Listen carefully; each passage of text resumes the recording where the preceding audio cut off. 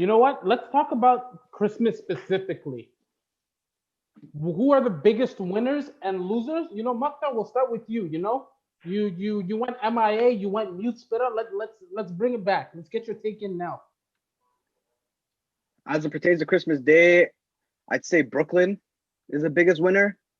They were able to show us that they can beat one of the elite teams in the East in Boston, convincingly as well. So I just think that this is like one of their signature wins. Now they can really start putting themselves on the pedestal as one of the best teams in the East. Although they just lost Spencer Dinwiddie, who's a huge piece. He was literally the best clutch player in the league for the last 2 years. So like that is a big loss for them. But Brooklyn's still able. They still have Katie and Kyrie. Like, how are you gonna stop those guys? And biggest losers, NBA fans, because we sat down and watched 5 games and 5 straight blowouts. Oh my god, I can't believe every game was so hard to watch. Maybe the Nuggets were trying to make a little comeback, like they were really trying, but like, oh man, all those games were blowouts. NBA fans are the biggest losers. Yo, I will say before I move on to Perry, it's the same thing that I thought. Like I watched all 4 games and I was like, yo, these are all blowouts. But then after I was like, yo, the Nuggets versus the Clippers, that's about to be a game blowout. Yo, Wow. Perry, who are your Christmas winners and losers? Okay. Yeah, clear that throat. No coronavirus. Pause.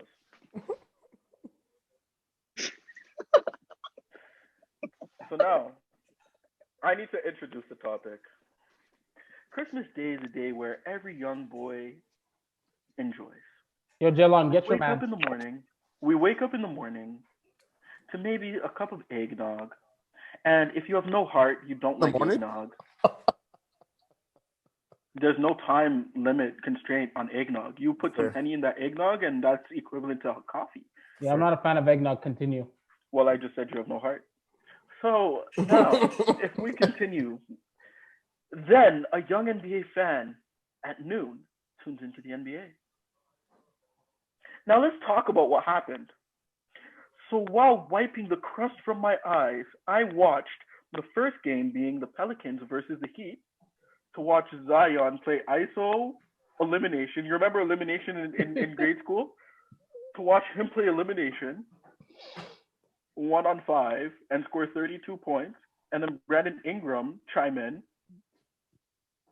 so they can lose to Tyler Hero. And Duncan Robinson. No, you're not gonna disrespect my guy Duncan Robinson like this. You're not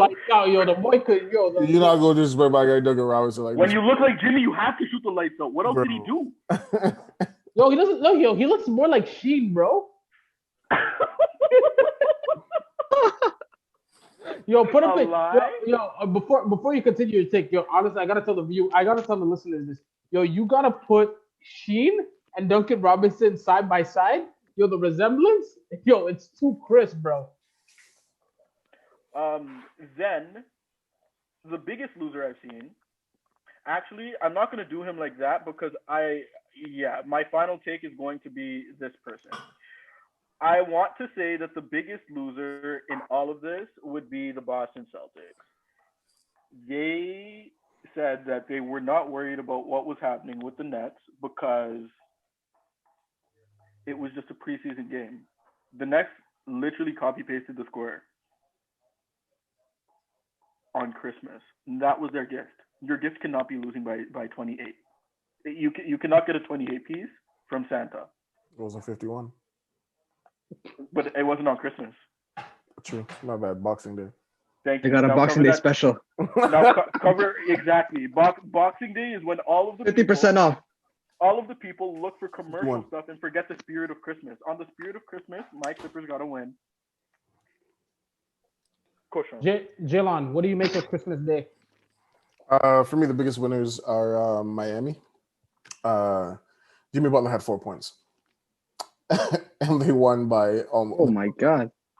Jimmy Butler had 4 points and they won they won by 13. My apologies.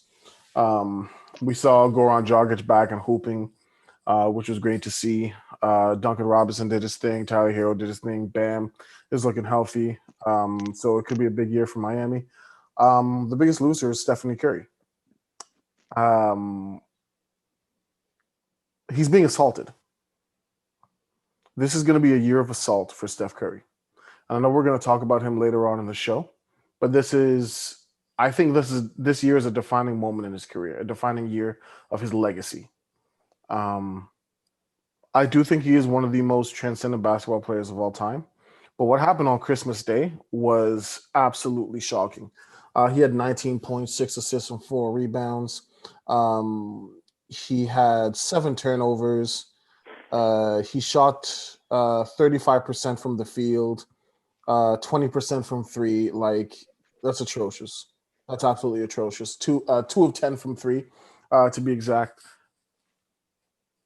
Stephen Curry is the biggest loser. Why the Warriors were scheduled on Christmas Day, I have no idea. But Kelly Oubre still didn't hit a shot. Still hasn't hit a shot. Andrew Wiggins is dookie. Brad Wanamaker looked like their best player. Like, it's just a lot. It's just a lot. But the Warriors are the biggest losers. Yo, I want to add that I have Kelly Oubre in fantasy. That's all I'm gonna say. That's not a fantasy. That's a nightmare. Yeah. Yo, for real, bro. Oh my god, bro. No one told you to pick him. He didn't even tell you to pick him. No, but before the season started, I thought the man has a golden opportunity. No, he did average 20 last year. Exactly, and there's no Klay Thompson. They need a second option. Mm-hmm. Him or Wiggins has to step You know who up. that second option is? Steph Curry. You know who Draft the first day. option is? James Wiseman. Wiggins. Yeah, A. Wiggins trash.